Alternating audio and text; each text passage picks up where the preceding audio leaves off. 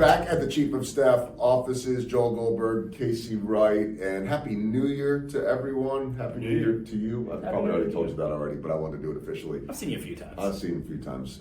I've been saying in my newsletter for this month that I'm not a resolutions guy. I mean, I'm all for resolutions, but I don't think they have to happen in January.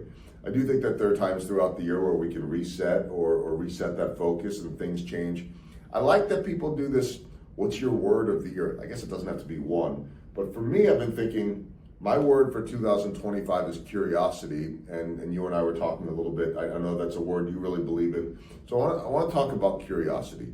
So I think it's important for all of us in your industry here, in the recruiting and the job world. Curiosity is everything when it comes to relationships, right? Oh, absolutely. I always talk about how valuable it is to know that you don't know what you don't know, and always be a student of life. I mean, one of our core values, we have 4 core values here at Chief of Staff, and one of them is we're inquisitive. The more you know, I mean, the more knowledge you have. Knowledge is power, and people always talk about what makes a good salesperson. There's a million different attributes, but the best listener is more important than the person that can just talk all the time, which I do talk a lot, but I like to listen to. You and I both, but we'll never solve the argument of who talks more. It depends on the day, and people have different opinions, but yes, we do both talk a lot. But listening is so important, and I think that when you listen, well, in order to listen, you have to ask the questions first. So you have to be curious, you have to be interested in people. I'm constantly reminded, and the reason why it's a focus for me is that I think I can do it better. We all could always do it better, but sometimes it's easy just to play it safe a little bit. Sometimes it's easy, we maybe want to be a little bit quiet or disappear a little bit.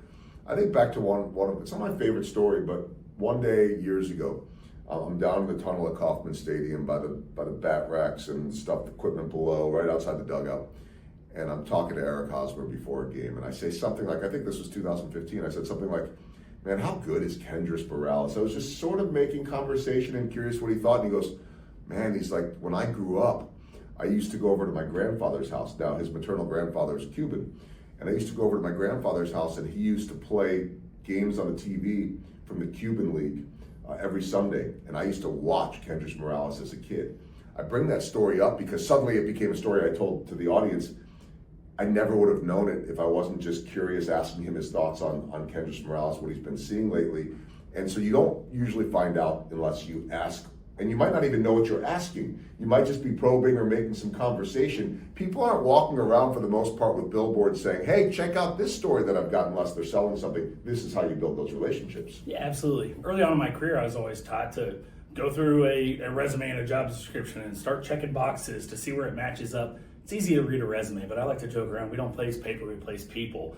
And I really want to get to know people, and not where they grew up or how many kids they have or any of that is necessarily relevant to the job, but it all is about the culture and figuring out more and more about them. And that's what we do, is match people based on culture. And if you're not curious about who they are or where they come from, how are you supposed to learn that? And everybody has an individual story. Again, I've seen thousands and thousands of resumes in my life, and a lot of them look like carbon copies of each other. But I'm curious what the backstory is. How did they get to that point of where they are now? And that's really what matters. And everybody has a story. As my new book comes out, it's the product of that curiosity, but it also reminds me, God, there's so many more stories to tell. I mean, everybody has a story. Some are better than others, some are more interesting, but everybody's got a unique story.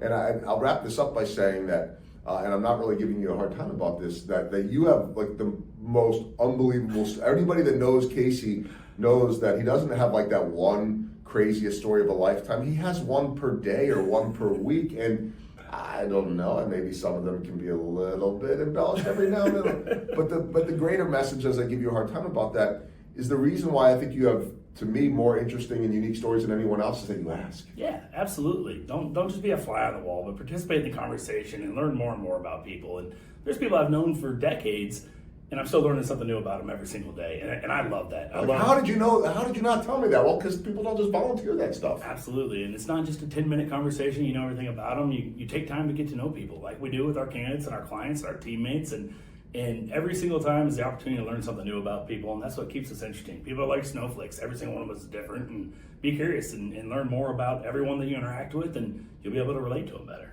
I'm curious, as a lot of people are, about how the Chiefs do it every single year. This is coming out before the Super Bowl.